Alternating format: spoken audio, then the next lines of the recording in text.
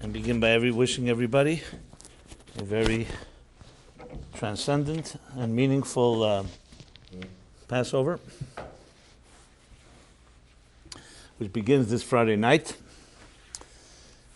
It will be the Hebrew year when Passover took place. The Exodus from Egypt was 2448. We're now in 5776. So that means 3,300 and I think 38 years. That we've been continuously celebrating this great holiday, and essentially it's the message that, especially in the last few centuries, has become predominant all over the world, the message of freedom. So long before the world embraced and institutionalized the free countries, the Jewish people were freed from Egypt, and as the Maharal of Prague writes, a fascinating idea that after Exodus from Egypt, the Jewish people could no longer, their identities changed, their personalities changed to being a truly free people. They no longer could ever be enslaved. So it was more than just being in bondage and then being freed. It was actually a fundamental shift in their consciousness and the consciousness of the world. And slowly it became, as I said, it became the predominant modus operandi of what we consider to be a modern and a fair, just world, is a world that's free. So we call Pesach Zman Cheruseinu, the time of our freedom. And of course, freedom, as I've discussed many times, is more than just being able to move around and no one telling you what to do, but to move around freely. Freedom is really internal. You could have all the freedoms and still be enslaved to your own addictions, your own fears and phobias, and mishigas, as they say, and that's still a form of slavery. So Pesach and Passover is a holiday that helps us re-experience and access freedom in every form. So even though today we don't have necessarily bondage in the literal sense of one nation enslaving another, but we have other forms of slavery and other forms of Mitzrayim, which is constraints and restrictions and fears and all the things that limit and trap us. And that's why Chayev Adam, a person is responsible, Chol Dor V'Dor, in every generation, to be cognizant and feel and sense, Kilu, he should see and perceive himself and herself as if he just left Egypt. And the Balatanya Rabbi Yeshneir Zalman of the Yadid Alter Rebbe adds, not just every generation, but B'chol Yom V'Yom, every day. Why? Because we're not talking about leaving a country called Egypt. We're talking about leaving an archetype and a model of Mitzrayim, which means in Hebrew boundaries, limitations, and that's something that we have to constantly do. And of course, Passover is when it comes full glory. Every day, actually, we mentioned many times a day, and many areas in Jewish life is all zecher, a memory of the Exodus from Egypt. But Passover, obviously, it's in the full-blown version of the entire. It's 7 days in Israel, 8 days outside of Israel, the full holiday. So I've talked about different themes of Passover, different parts of the Passover seder, which is the order and that is done this year, Friday night and Saturday night, a second seder outside of Israel. And the seder is all around. Seder literally means an order, so which is a structure of 15 steps. I actually did a 15-step workshop and a number of classes on the 15 steps. And we read the Passover Haggadah, which is the book, the story. Haggadah means to tell the story. Ve'gadato levincha, you shall tell your children. So the name Haggadah, Passover Haggadah, literally means the Passover narrative. To narrate, to tell, to relate the story, Haggadah. And that's why the Passover, we read the Haggadah, and we try to apply it to our personal lives. So every year I've taken different themes and tried to make and focus on different themes and not making them applicable in a personal psychological way to help us experience transcendence. Last week we did a pre-Passover workshop which covered 3 items, 3, you could say, tools, methodologies: Pesach, Matzah, Maror, the idea of transcendence, the idea of emptying yourself, and the idea of empathy. So this week, you could see this as a part 2, another 3 secrets that the Haggadah teaches us how to, in this case, how to achieve a passionate life. I could say last week was more about a transcendent life. What about a passionate life? The word passion. Now, for many, the word passion conjures up all kinds of illicit thoughts. People, especially when you hear of the religious indoctrination that sends a message that passion is something sinful. Many people identify passion with love and sexuality. But the truth is, as we shall discuss, passion is far more than just isolated and fragmented part of our lives. It's actually part and parcel of what really means living a healthy life, to be a passionate person. Not a mediocre one, not apathetic, but something that what you do and the activities you do, you feel passionate about. And that's something that's often lacking, especially in the context of spiritual and religious ritual. Many people will say, I may do it out of responsibility, out of guilt, out of whatever it may be, fear, but passion is reserved for areas that are not necessarily connected to God. But as we shall be discussing, that Passover isn't just about celebrating freedom and celebrating transcendence, it's also about discovering passion. So I was thinking, so many different parts of Passover you can talk about. As you read the Haggadah, you see that the scholars and sages of old, even in the times of the Talmud and the Mishnah, spent all night l'saper to tell the story, and they would argue and discuss. And this has been going on for thousands of years. So there's so much to be said, so much has been written. So always looking for something a little novel. So I decided to touch upon something which I didn't find any commentaries in the Haggadah to talk about, really.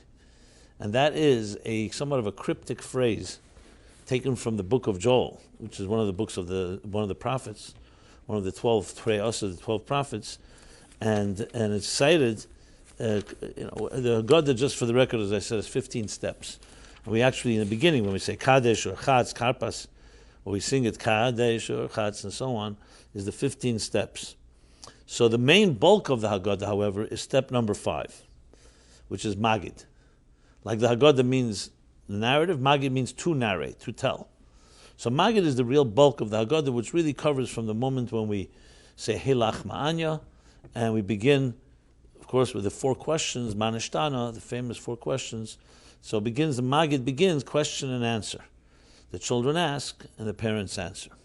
And that answer spans most of the Haggadah, all the way till, this is the place where everybody, especially if you're hungry, you keep reading and reading, until the point where you finally get to that place with the small letters, and you finally come to Rachza, Meitzi Matzah, you go wash your hands again, and you eat the matzah, and then the bitter herbs, the myrrh, and then the sandwich, and then the egg, which is the favorite for some people, and then the meal, which, interesting, Shulchan Aruch is also part of the Haggadah. It's also a step. I think it's the 10th step.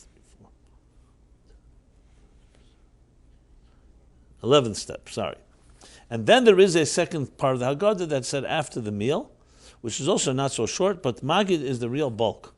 So in Magid itself, there's so much told about the whole story. It begins with Avodim Meyinu, we were slaves by Pharaoh. It goes back to the times of Abraham. It goes literally spans through history, spans through all the challenges, the Vehisha Amda, that every generation we had to deal with challenges. So it really covers Jewish history and all of history, you can say. But then there comes the point where in the Haggadah, after we told the story, so then it talks about how God heard our cries. He heard our call, and he heard that, and then decided and remembered the Yizkor. He remembered the covenant he made with Abraham, Isaac, and Jacob, and then it begins the beginning of the redemption. That's when he chooses Moses to send them to go redeem the Jews. Interesting, by the way, the name Moses is never mentioned in the whole Haggadah.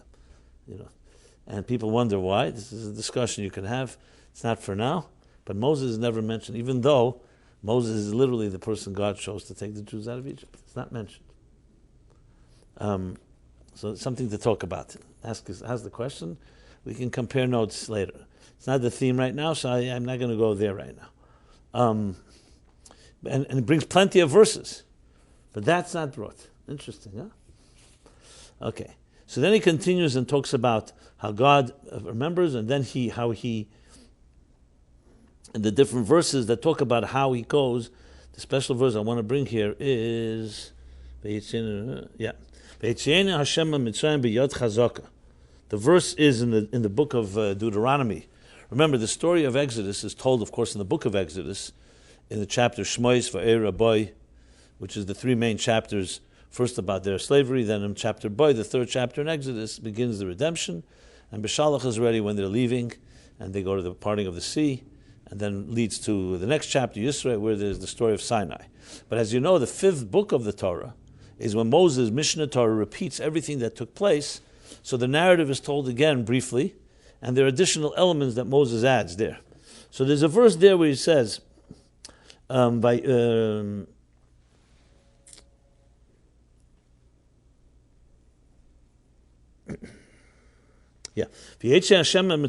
God took us out of Egypt with a strong biyad chazaka, a strong hand, ubezrei netua, with a spread out arm, ubemeir gadol, with great awe, ubeesis ubemefsim, and with signs and with miracles. And the Haggadah continues on to explain how the sages explain each of these expressions. What's a strong hand? What's a stretched out arm? What is this great awe or fear? And what are these signs and miracles? And it goes through and it concludes. So what is the meifsim, the miracles? It says that's the dam. That's the first of the 10 plagues, which was blood, where Moses turned, or Aaron, the command of God, turned the river Nile, which was the god of the Egyptians. It was their idol. Because in Egypt, water doesn't fall, there's no rainfall, so the irrigation of the fields is through the river Nile's tides that would irrigate the fields. So the Nile was considered their god. So God struck their god first, their false god, and turned their water into blood to demonstrate. So it said that's the miracles. The word meifsim in this verse, after saying all the other meanings, is miracles. How do we know this? And he cites a verse. This is the cryptic verse from the book of Joel, Yoel. V'nasati meifsim b'shamayim v'aretz. I caused, or I brought on miracles. Meifis, a name for a miracle could be nes. Meifis is a sign. It could be Isis is meifsim is a sign. B'shamayim v'aretz, in heaven and earth. And he continues, dam ve'esh v'simras asha. Blood and fire and pillars of smoke. So we know from this, the word meifsim is used, miracles, and the word dam is used. So we know from this that meifis refers to, a miracle refers to blood. If you look at Haggadah, most Haggadahs, probably all of them, you'll see the second half of the verse, the words dam, ve'esh, v'simras ashan, blood, fire, and the pillars of smoke are in bold. And that's where we first begin to spill the first three of the spilling for the, as you know, we for each of the plagues. So this is the first three of 16 spills that we do. Some have a custom of dipping their finger in. Custom of Chabad, in many customs, the Arizal writes to not dip, but to pour out, because it's actually symbolic of what we're achieving here. Is pouring out the so-called, this plague, ultimately into a broken shard, a broken broken vessel. And then we go on, and right afterwards, another paragraph, we go on and enumerate the 10 plagues. So that's 10. For each one, again, we spill out. And then it's an acronym, Datzach Dash Bachav, another 3. And the Kabbalists and many different commentaries talk about these 16. Why 16?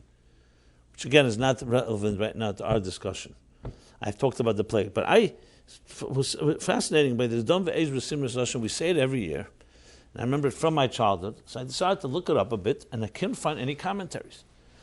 I mean, there's commentaries in Joel, but like, why this verse? And what is going on? What is Dam? We understand. Where's fire come from? And pillars of smoke. That's not part of the 10 plagues. The whole point here is to bring out why that the meifsim miracles in that verse refers to blood. Okay. But what about, so why are we pouring out for the other two? Just because they happen to be in the same verse? So there are a commentary that try to explain that the dam was hot blood, so it was like fiery blood, which also caused smoke to rise. Okay, that may have been technically what happened, but it still begs the question, why? What's the point of it all? And like everything in life, especially in everything in Judaism, is also meant to be a personal lesson in our lives. What is relevant in our life? Fire, blood, fire, and pillars of smoke. So I decided to be a commentary of my own and try to understand these four words or these three expressions. And all in the context, I did miracles in heaven and earth, which is also important to understand what's heaven and earth. The miracles happened on earth. Egypt was the ones that caused the problems. Where were there miracles in heaven here? It was happening in earth, not just in earth, in the Erves Haaretz, in the depravity of the earth, which was Egypt at the time, the corrupt Egypt.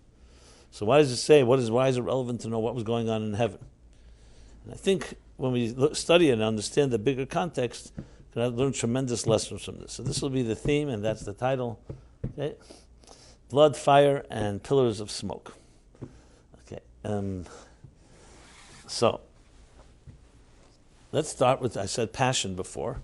The thing that evokes immediately when you hear the word blood and fire especially is passion. You know, blood is like your blood boils. Passion is associated with blood. And of course fire, fiery passion. So if you think about it, it really comes down to what exactly is passion, and what context and what role does it play in our lives, and of course what role does it play in the story of the Exodus in Egypt. So like everything in life, there's expression zelu umazeh asa lakim, which means God created everything like parallel worlds, a mirror image, like an ego and an alter ego. So everything that exists in holiness also exists in the opposite. Called Asulan Rahmana Sharale Kavase. It means everything God forbade, He gave us something on the other end that He permitted. So there's a perfect balance in this world between good and evil, between right and wrong, and it's our choice. Especially when you talk about areas in life that have that hold power. Power, by definition, anything that's powerful, we all know, can be used in two ways. If something's not powerful, it's weak. Okay, it doesn't have that much potency. But something which carries a lot of weight, a lot of power, we know can go both ways. Very smart people can do great things, or they can be very destructive. The smarter they are, the more destructive they can be. The more creative they can be in destruction. The same thing is with our own other forces within us. Let's take sexuality itself. So there are schools of thought that see sexuality as a necessary evil. It's part of the product of the Christian way of thinking of the sin, the original sin that came out of the eating of the tree of knowledge. And sexuality is the sins of the flesh. However, you're needed because it's the only way to perpetuate the species, so we tolerate it. Okay? But celibacy and living an ascetic lifestyle may be the more optimal spiritual way of going. Judaism sees sexuality, as Ramban Nachmanides wrote a very powerful letter, and some say it's in response to the distorted views that people had about sexuality. Many grooms, many chasanim read this letter before they get married. It talks about sexuality that God forbid to say that it's an ugly or disgusting or a shameful thing. It's God-given. Just as God created the human body, God created human sexuality. And not only that, sexuality has the power, the only thing that has the power to give birth. Of course, because it's so powerful and evokes and can stimulate such passion and pleasure of the deepest form, it could also be used in the wrong way. But that doesn't make it bad. It simply means it's like a fire. It's like a power. Think of fire. Talk about fire. Someone says, fire a good thing or a bad thing? The answer is, depends how you use it. Without fire, without warmth, we would not have life on this earth. Both the inner warmth that we need on our own temperature and the warmth of the world, the warmth of the sun. On the other hand, fire that's uncontrolled and unharnessed can be extremely destructive. So it's all about channeling and harnessing and using something in both directions. Is nuclear energy positive or negative? Is a kitchen knife positive or negative? It depends. If you cut a challah with it and use it for the right things, it's a powerful tool. If you use it, God forbid, in any destructive way, it's a very destructive tool. So if you look at technology, is technology a positive or negative? We see technology being used in some of the worst ways. Pornography has never been so much addiction, and because of its availability due to technology. It's the number one user of bandwidth in the internet, pornography. On the other hand, we see the internet with technology can be used for the tremendous things, connecting people that once upon a time could never have been reached. So it's like everything in life, power goes two ways, zelu mazeh, both ways. So when we talk about this verse in Joel, and if you read about it in the context there, he's talking, there's different commentaries that discuss what he's referring to, but most likely he's talking about the future, how God will purify this world when the world will come the Messianic age. Some say it's talking about Sancherev. Maimonides in the book Guide of Perplexed says the verse is talking about the first destruction of the temple, Sancherev of Assyria, and the Assyrian king who destroyed the kingdom of Israel. There was the kingdom of Judah, the kingdom of Israel. Nebuchadnezzar of Babylon, he conquered Jerusalem and destroyed the temple. But Sancherev of Assyria conquered the other parts of Israel. So some say it's referring, but regardless, it's talking about the battles and wars that are fought in this world. And that's what he says there, that God will perform miracles in heaven and earth. And Dam Ve'ez V'Simras Ashon. So literally it's talking about a destruction of evil, mind you. That there'll be bloodshed, and fire, and pillars of smoke. When you look at any war fought, what better apt way to describe World War II, World War I? If you look at the battlefield, what did you just see? Blood, fire, and smoke. So it's a description, the prophet's description, Joel's description of battlefield, basically. Which, of course, Egypt became that battlefield due to the atrocities of the Egyptians against the Jewish people. No different than the Nazis. Pharaoh in Egypt ended up looking like Berlin at the end of World War II. If you look at the pictures, what was it? A place of devastation. Now, there's nothing positive about that, but it was the only thing positive because it was the only way to counter. Pharaoh had plenty of chances to let the people go without any of this. He refused. So, unfortunately, he brought upon himself destruction. So that's the literal meaning and interpretation of the whole story of Dam Ve'ez V'Simras Ashon. So it's true, the plague was only blood, but the scene going on, especially when you think about all the 10 plagues.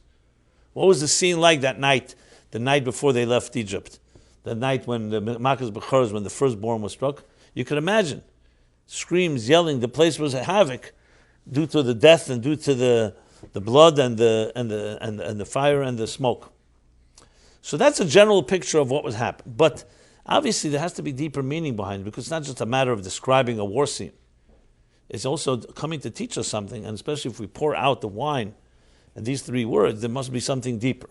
So on the very basic level, as I said, it's the destruction. But let's go back now to passion. Passion is something that can be used in 2 directions.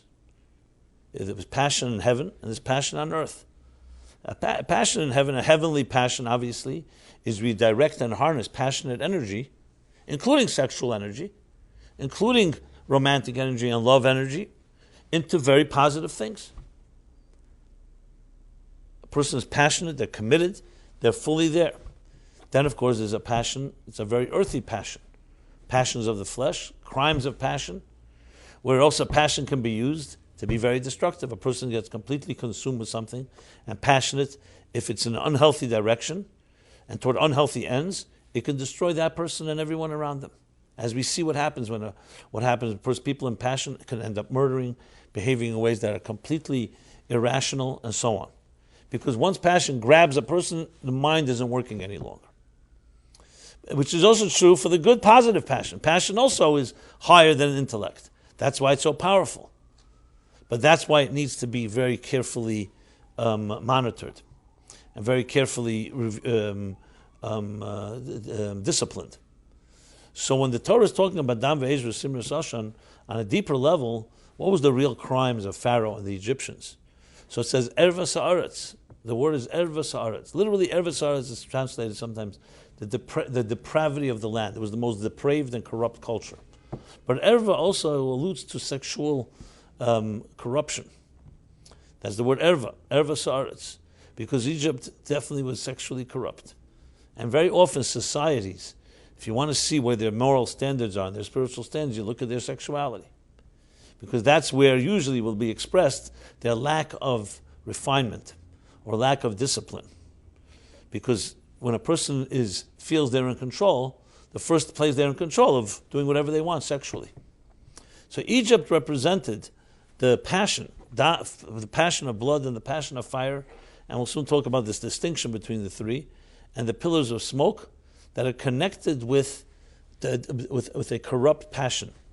So it was more than just a battlefield. You were dealing with passionate a country, a passionate people, but passion that was misdirected, going toward the other direction. Now, I don't remember what went on in Egypt, even though they say we were all there, but I did see films of Hitler and the Germans. And look at, sometimes you see the demonic power of Hitler when he leads these talks and these rallies. What's the first thing that comes to mind when you see it all? Passion. Look how the man yelled. Look how he was completely consumed and completely mesmerized his crowds with this passionate hate. If you know German or the translations, to the Jewish people, to the West, everybody he spouted. It wasn't a intellectual getting up and explaining philosophically, we have to this. It's driven with such demonic passion.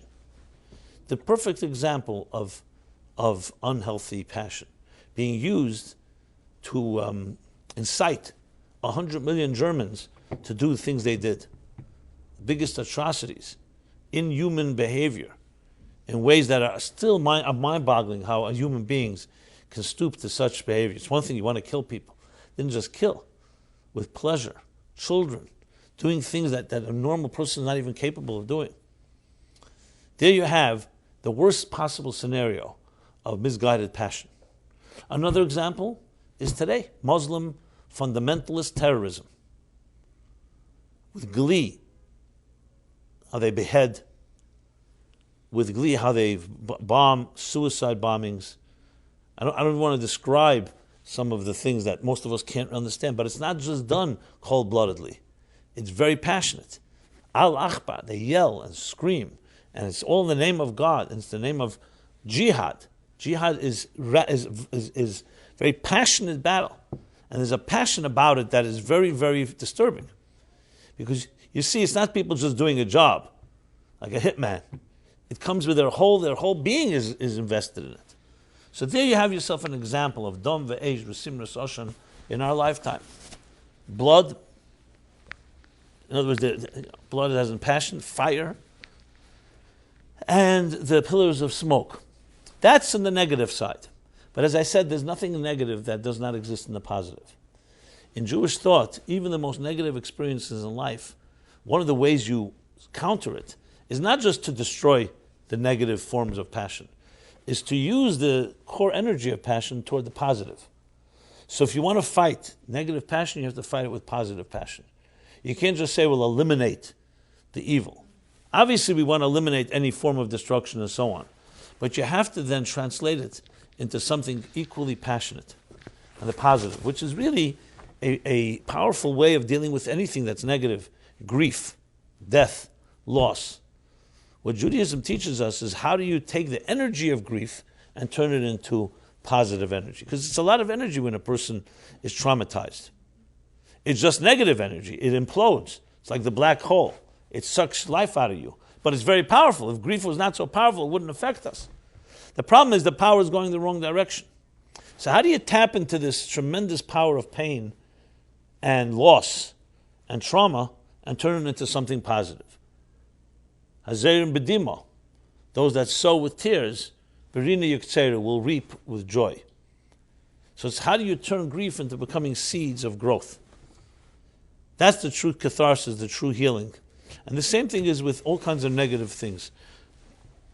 We transform it. It's called hisapcha. We transform negative passion into positive. So whatever is stated in the negative, dam ve'esh, the fire, the blood, the fire, and the smoke, and the pillars of smoke, also exist in the positive side of being passionate about your life, being passionate about your calling, being passionate about your relationships, about what you have to accomplish in this world. So there's no way that we can counter negative passion with so-called passive positivity. We need passionate positivity to counter passionate negativity. So that's ultimately how we read a verse like this, And we read this in the Haggadah. Even though on one hand it's talking about the destruction that was wreaked over our enemies because of their behavior, it also is teaching us the positive side of these elements.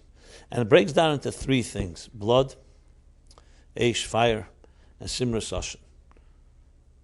Simras literally comes from the word tamar. Tamar is the cedar tree.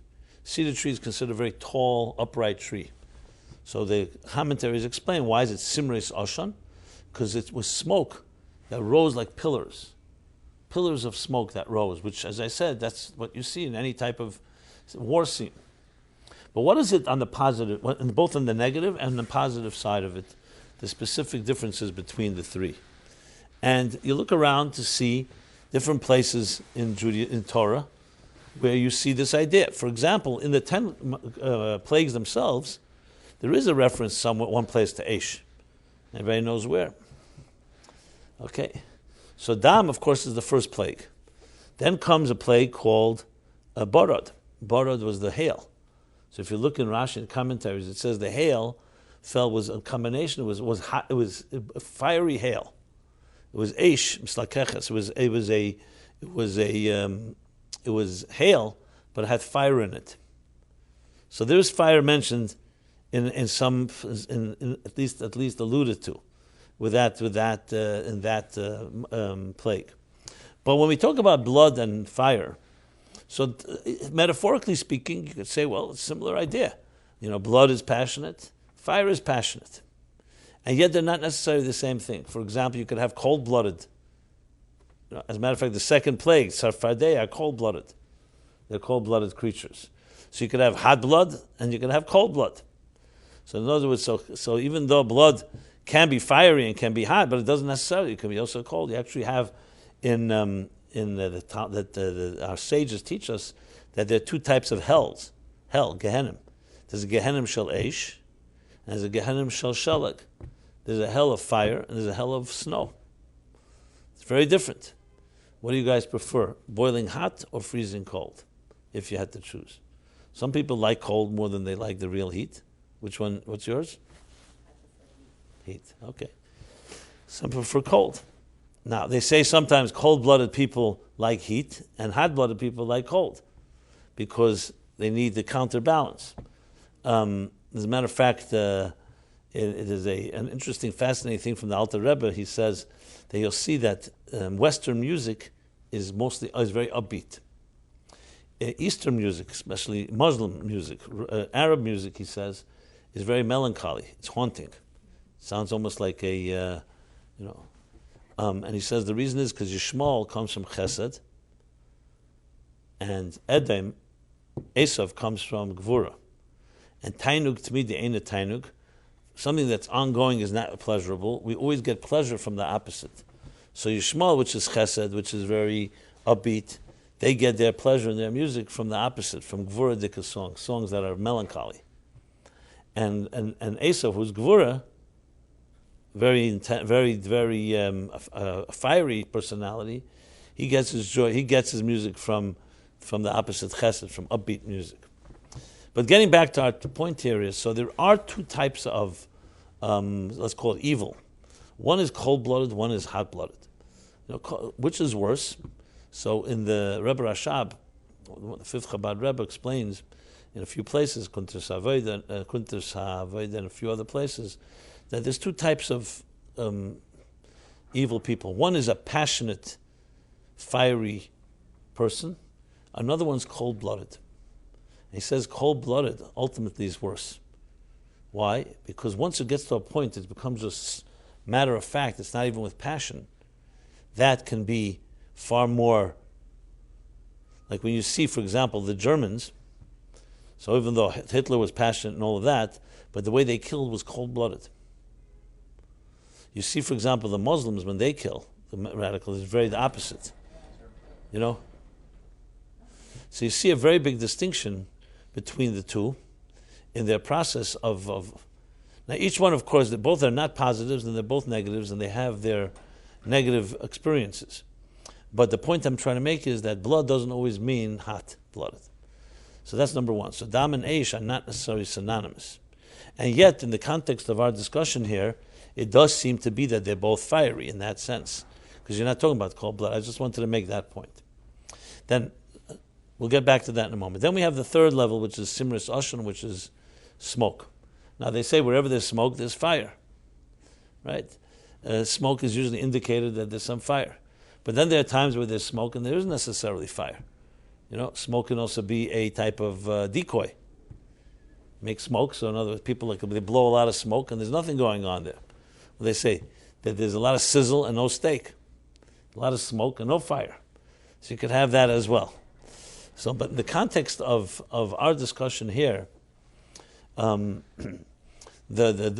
dam is sometimes referred to in the Hasidic texts as the passion of a person, and chelev, the fat, is considered the pleasure of a person. So dam would be like the passion, and the chelev would be the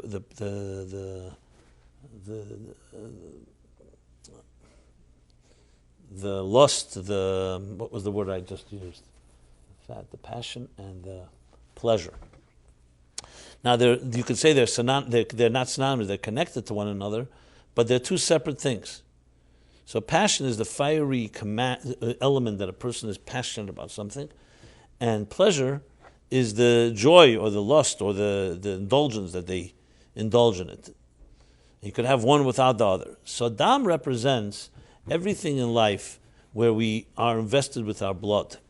So, when you see a person, let's say, gets really angry, the blood rushes to their head.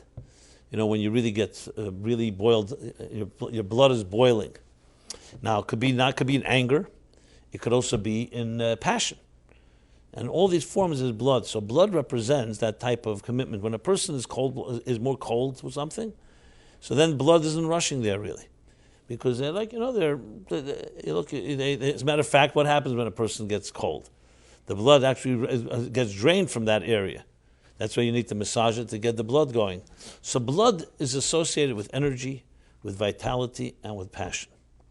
Now, as I said before, this can go in both directions. You can take your blood and your passion and turn it into something very positive, or you can use it for something very negative. That's what blood is. So blood is also part of who you are. The blood runs through your veins and through your arteries and being pumped by your heart. So blood is essentially a sign of excitement, a sign of stimulation. That's where the blood rushes, when there's that stimulation. So blood is an internal thing. When you talk about fire, on the other hand, fire, even though we can metaphorically say that you have fiery passion, but technically speaking, fire is not something within, something outside of you. You light a fire is burning. So fire represents the passion that's not internal, but the passion that's outside of you. So, for example, if you're excited about something, you go make other people excited, that's not necessarily a blood thing. That's a fire thing. You light the fire under somebody. Light my fire. That's different than... So a person could have internal passion, that's their own thing. It's an internal experience. They live with it alone, and others may not even know about it. Fire, on the other hand, is not private. Fire is where you begin to affect others. And here too, you could either help make other people passionate for good things, or you can help make people passionate for bad things. Hitler, got Yamach Shemai, what did he do? His passion he used to get others roused up and incite them toward murder. Simple as that. So Dam and Eish work together. They both are fiery, they're both passionate, but one is what's within you, what's your own personality, and the other is what effect you have around you. And Simris Oshon, the third, is the element of smoke. Now, there's different ways science explains how smoke relates to fire. As a matter of fact, God forbid, most people dying in a fire is usually through smoke, from the inhalation of smoke. Not necessarily the fire itself, but without fire there'd be no smoke. So smoke, of course, as you see, is what happens when fire hits an object and starts to burn. So after a while, either because the object has there's no substance, there's no fuel left, or the object is made out of something that's not really flammable, that's where you'll have a lot of smoke. For example, wood Good dry wood doesn't release that much smoke. I mean, it has some. That's why you need a vent. But generally speaking, where we have a lot of smoke, try to burn some plastic. Try to burn objects that are not really flammable. That's where the smoke really... So essentially, smoke is where fire meets basically matter. And it releases a lot of smoke. And smoke, of course, creates a whole vapor, a whole cloud. And in Hebrew, the word oshan is a cloud, sometimes a vapor. As a matter of fact, there's a place where we see oshan in a positive way. Where we see it positive, we see it in the verse by Mount Sinai, V'har Sinai oshan. It says the Mount Sinai was covered in smoke, like Smoky Mountains type of thing.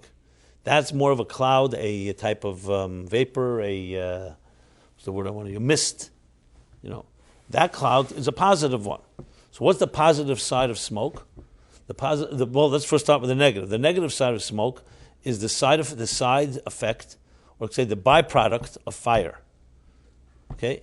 So there's always collateral damage. When passion begins to turn into a fire, there's going to be a lot of collateral damage, and that's the smoke. I use Germany again as an example because it's a recent example, but the same thing happened in Egypt. Once people start feeding into their passions in a negative way, it doesn't stop. The fire spreads, and the fire creates smoke, and the smoke creates smoke inhalation, and all that comes with it. Another thing about smoke is it conceals things. Everything gets shrouded. You can't see. Fire itself can be blazing, and it can also blind you. But the smoke completely takes over and becomes extremely difficult to identify where the fire began, where's the source, where's the root. And that's why you'll see when firefighters deal with smoke, it makes it far more complicated. Because they sometimes don't even know where the fire is burning. So smoke is like the byproduct that comes as a result of passions that are been released in ways that are very negative. And pillars of smoke are pillars that, like we find in the Bible, you find the story of Sodom. So it says the pillars of smoke that rose up when God burned the Sodom and Gomorrah because of their sins. The pillars of smoke is the smoke rising all the way till heaven. And that's what it says. The Meifsim were also in heaven. Why? Because unfortunately, misplaced passion doesn't just affect us on earth, it affects also heaven. It affects everything. It corrupts the world and it corrupts heaven. It corrupts the divine plan that God intended. So therefore, when you talk about Dam ve'esh simras Hashem, you could say the following. Dam is the internal passion of a person. Esh is the external passion affecting those around us and the environment. And simras Hashem, the pillars of smoke, is the collateral damage, the how it spreads out and affects everything, even beyond just the fire itself. They say when they dropped the bomb in Hiroshima and Nagasaki, so there was, God forbid, there was the immediate impact that killed hundreds of thousands. Then there was the secondary impact, and then there was the long-term impact till today, the radioactivity. So you see that in every type of destruction there is immediate, there's the secondary, and then there's the long-term. Once the smoke spreads, it can forever. If you go into, God forbid, a building that was burned, even after the fire is gone, the smoke you can't get rid of. The smell, the clothing, the walls, it takes a whole job to get it because the smoke saturates. It becomes part of saturates everything around it. Psychologically, the difference is dam is a passion within yourself. Okay, so you have a passion, let's say a misplaced passion. Once it spreads to fire and it's affecting others, obviously it gets more destructive. But once it turns into smoke, that's where the real problem is, because then you can't just put out the fire and say, hey, okay, it's over with. The smoke has now affected and saturated and impacted the environment in ways that can last for a long time. Even if the passions are extinguished, the smoke that was affected, that it caused, does not go away so quickly. And that's like the longer term effects of sometimes mistakes that we make in life, crimes of passion, that end up having collateral damage that goes and lasts for a much longer time than we would ever like to think. So these are the negative. Let's talk about the positive side now. Like I said, everything is on the positive also. you can have passion, personal passion, for something very beautiful. You know, there are people who are passionate about helping others. There are people passionate about a personal calling, whether it's excelling in writing or other type of work or art or music. Areas in life that are beneficial to, that are constructive and productive. So that's the dam of Kedusha, so to speak, where you're taking your blood, your passion of blood, instead of directing it in the wrong way, you're directing it to positive things. We'll speak about that more in detail shortly when we personalize it. Eish is where you take that passion and you also inspire other people to be passionate. So you light a fire. And the fire now is a passionate fire that's spreading and affecting others, like a viral impact. Like a flame that lights another flame, that ignites another flame. The Medrash says, Ner madlik ner. When one flame ignites another flame, you know what's interesting? The first flame does not get diminished. Everything in the material world, if you give to another, you have less. When a flame lights another flame, the first flame doesn't get diminished. As a matter of fact, when the two flames join, it gets stronger. That's the power of a flame. Then after that, you have the fire. So that's fire. So that means, when you're passionate, you're able to then affect somebody else in a passionate way.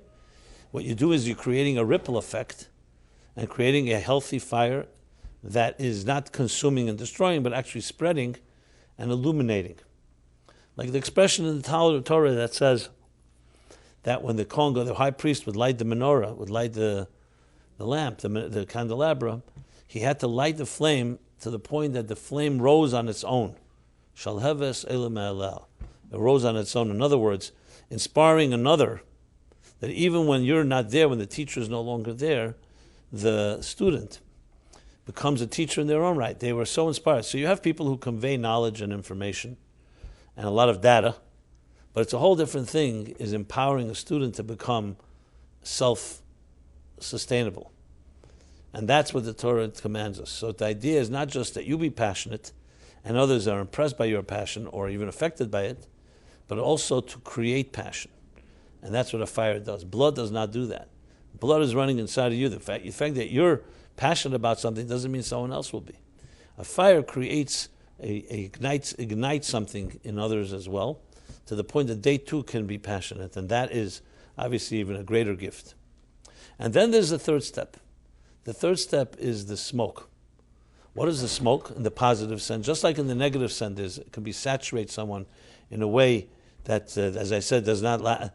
Here, it's a saturation in a positive way. Like I said, the Har Sinai, Mount Sinai, was smoking. So it says in the Book of Formation, which is the Sefer Yetzirah, some say composed by Abraham, that Oshan is an acronym for 3 words. Olam Shana Nefesh.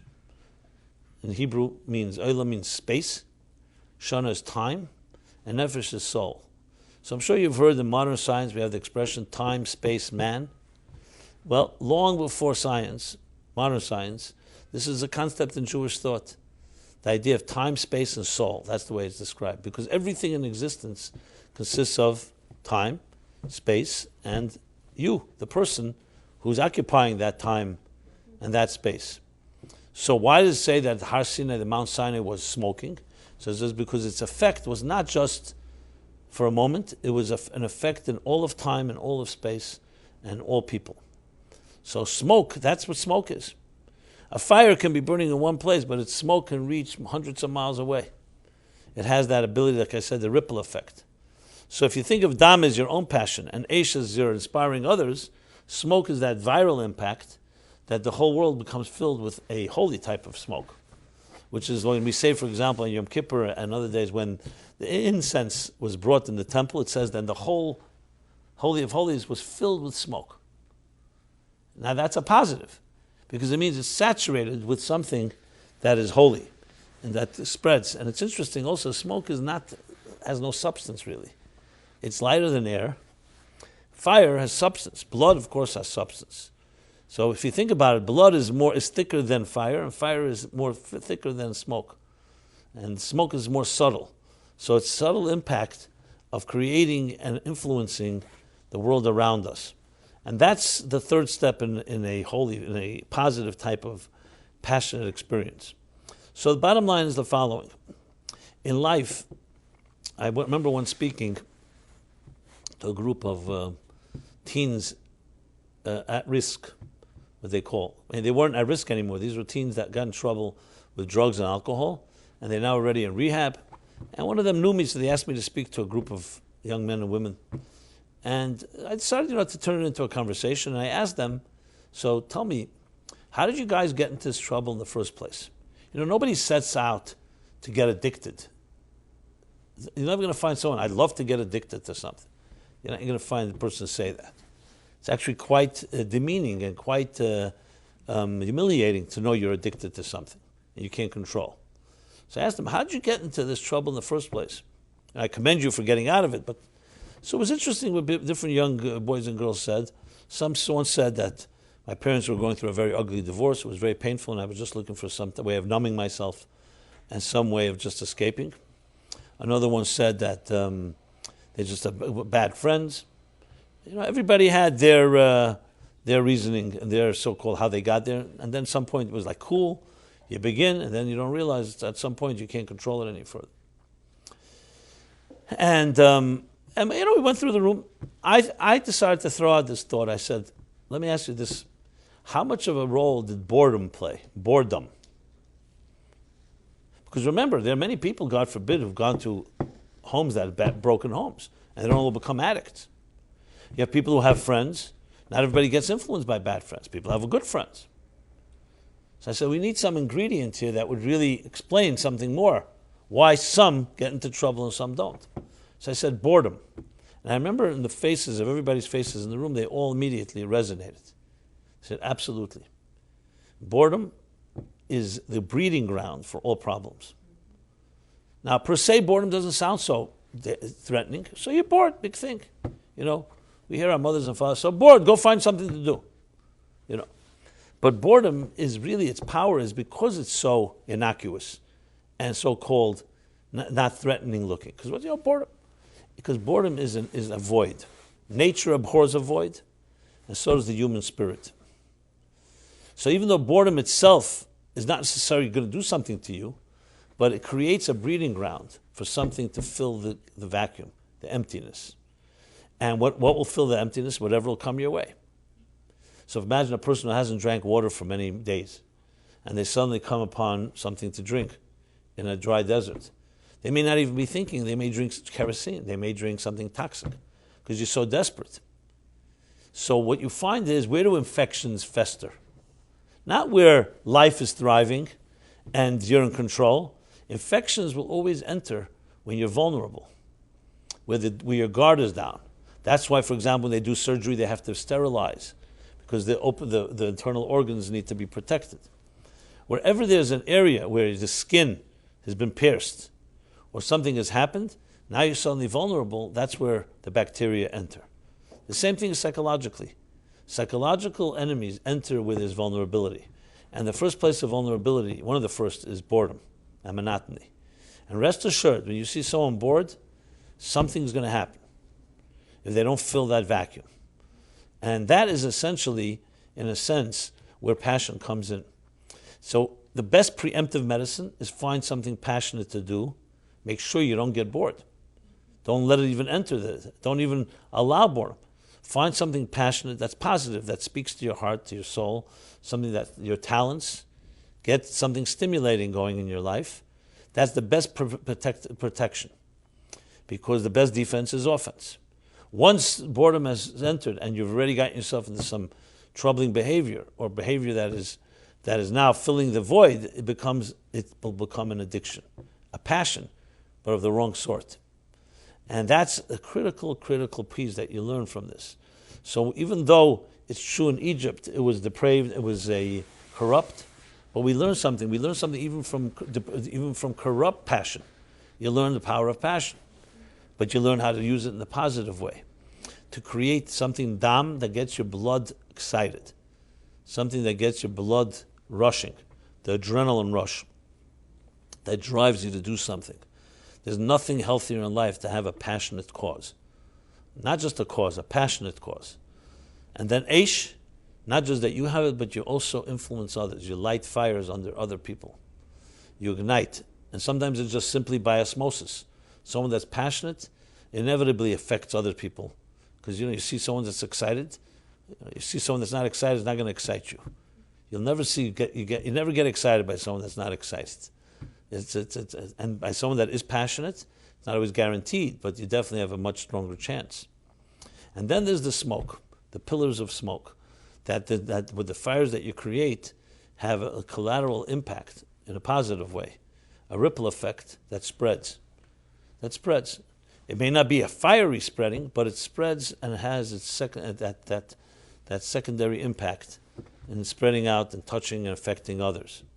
So there you have, the verse says, the miracles that I do in heaven and earth, because firstly there's fire, blood, fire, and pillars of smoke in heaven, the good sort, like Har Sinai Oshan, like the smoky mountain of Sinai, and you have Ba'aretz, you have the earthy type of blood, fire, and smoke.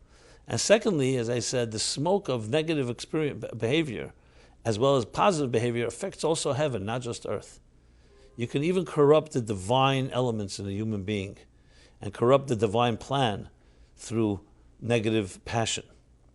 Because that's the power of smoke. That's what it is. It goes up to heaven. It rises like a pillar. And that's where also on the positive end, when we do something that's positive and we help others and we do it passionately, it also releases a smoke that has a ripple effect and affects everyone. So there you have a take on these three expressions. And when we pour the wine out for each one of them, so yes, on one hand we're pouring out the makas, are the plagues that were representative of what was necessary to counter the corrupt forces, but it's also a reminder of what we should be doing on a positive end. As I said, we have to find positive, passionate blood and fire and pillars of smoke in our lives. That's the end of the story. It's not just to remain and remember the negative, but it's to turn it into a positive force of change. Now, I'm not discussing the other plagues. I've done that other times. I just felt that this was something that I think worthy discussing, because you say it again and again every year, and maybe it's something you could share at your seder tables. Definitely a good topic of conversation is how passionate are we, and how non-passionate are we, and where do our passions go? It's one of the questions I always ask people when they come speak with me. I always ask, where is your passion? What are you passionate about? And very often people say, I'm embarrassed to tell you. Because we need passion, but it's compartmentalized to certain areas that are not always very productive. But at least it feeds that passionate need that we all have. Now, of course, the healthy way is to discover a passion that's not something to be embarrassed about, but a passion that you can be proud of. I'm passionate about a certain thing, positive. I'm passionate when I do a certain mitzvah, when I help somebody, when I write, when I'm creative, when I am using my talents and skills to fulfill God's plan. That type of passion. And very different, of course, because you find negative experiences are usually very compartmentalized. They're isolated, they're secretive.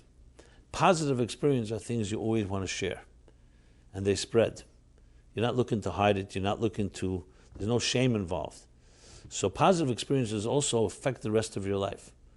I read about it somewhat in the book, my book, Toward a Meaningful Life. Take sexuality.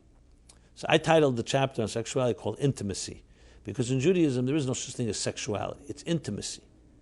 In the Torah, sex is called das, to know the other, because it's an intimate experience. It's not some type of technique.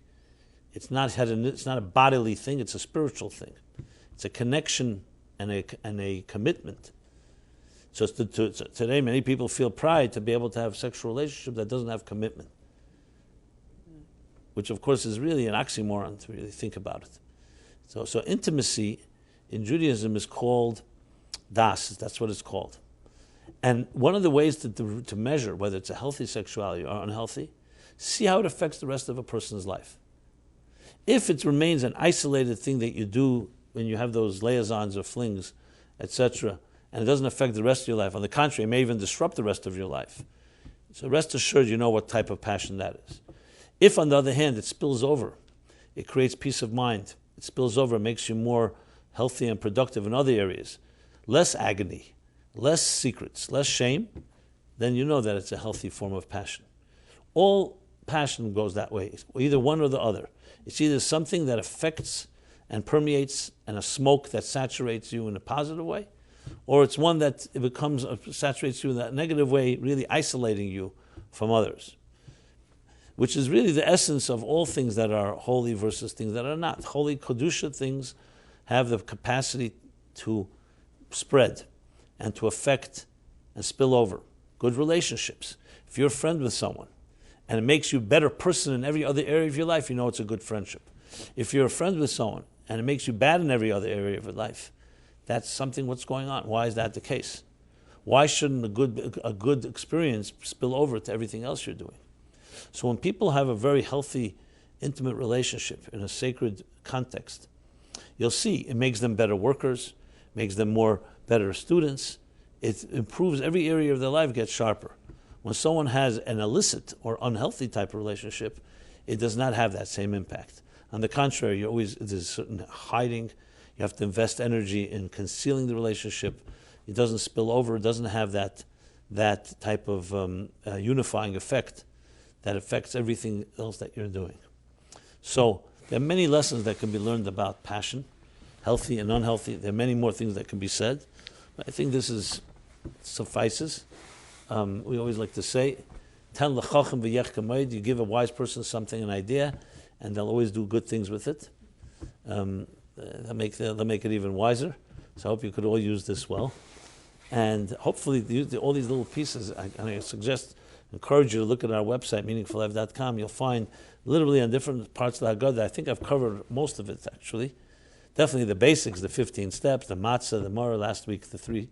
So coupling what we discussed last week about transcending and about emptying yourself and about empathy, now we talk about passion, about the fire, the passion of your blood, the bloody passion that comes internally, that you feel alive, you feel the fervor, the spirit, the vitality about things that are positive in your life. 2 is that you light a fire with it. You light a fire that doesn't just illuminate you, but illuminates and warms everyone around you. Like they say, there's a tzaddik in pelts. When it's cold, there's a person who puts on a fur coat. So he's warm and nobody else is. So maybe his blood is warm, but nobody else's. And if we light a fire, eish, then everybody is warm, not just you. And then finally, the effect of the smoke that spreads out and has that collateral effect in a positive way.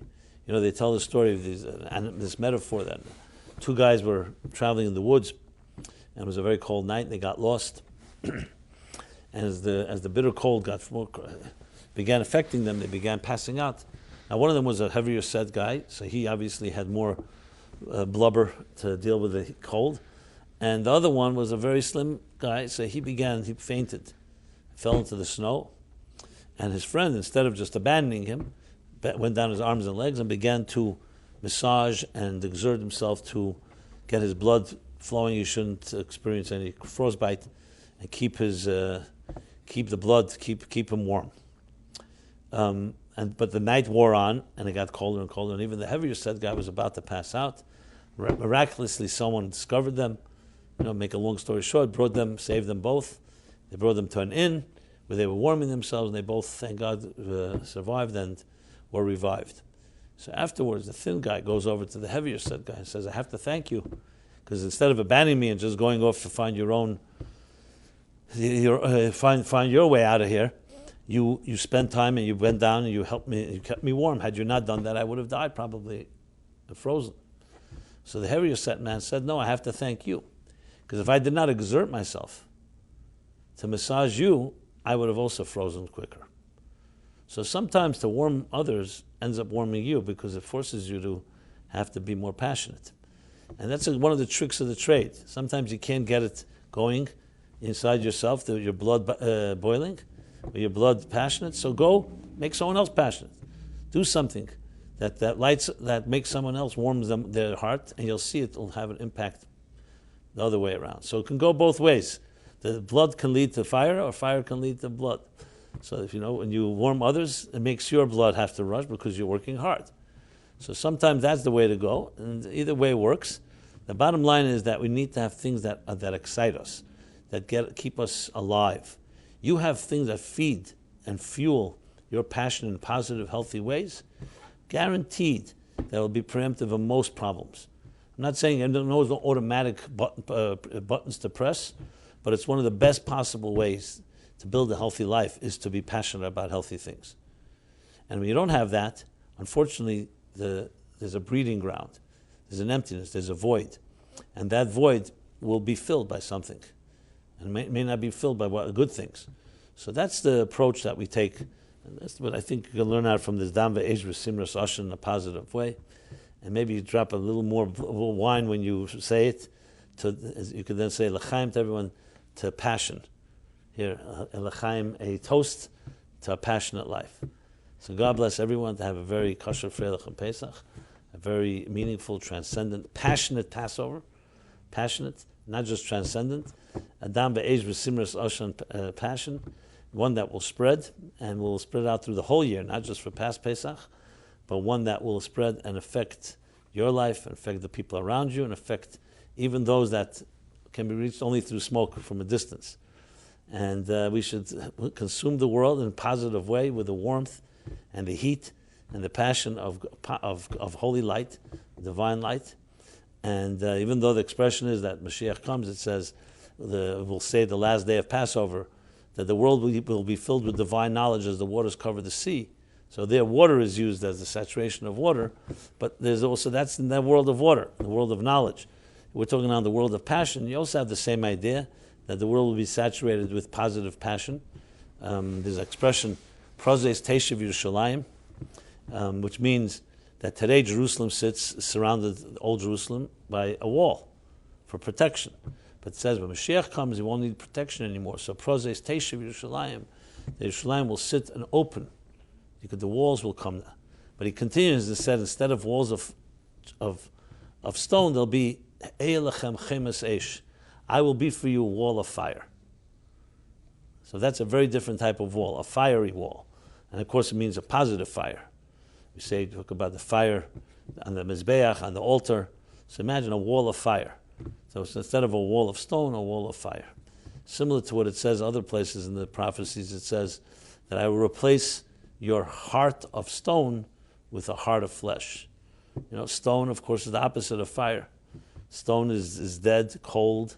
Fire is passionate and alive. Fire, Ner Hashem Nishmas Adam, soul is compared to fire. We're compared to fire because that's what a soul is, about fire, about passion, about flickering. It's restless, it's alive, it's licking the air, it defies gravity. And when it's directed in the right way, it will fill the entire world with the fiery souls, each of us in our own unique way. Each of us have our own unique flame. Flames, you see, is so much part of Judaism. The flames when we light Shabbos candles, holiday candles, Pesach, as well as candles when we light, unfortunately, when someone passes away. Flames represent soulfulness. And so the world will be filled with flames as well. Flames, positive, healthy flame. So we'll have healthy blood, healthy flame, and healthy smoke that will saturate the entire world. Everyone have a very happy Pesach, and we won't have there will be no class next week due to the holiday, but we will resume in 2 weeks. And stay tuned. We'll send out emails and let everyone know what's going on. If I don't have your email address, please write it down so we can have it. And it should be, as I said, a very transcendent Passover. And please see me and the Meaningful Life Center as a resource in anything you need in your spiritual journey. We call ourselves a spiritual health center. Sometimes we call ourselves a spiritual gym. We're developing spiritual gymnastics to develop and cultivate our spiritual DNA and health. Okay, everyone be well. Thank you very much.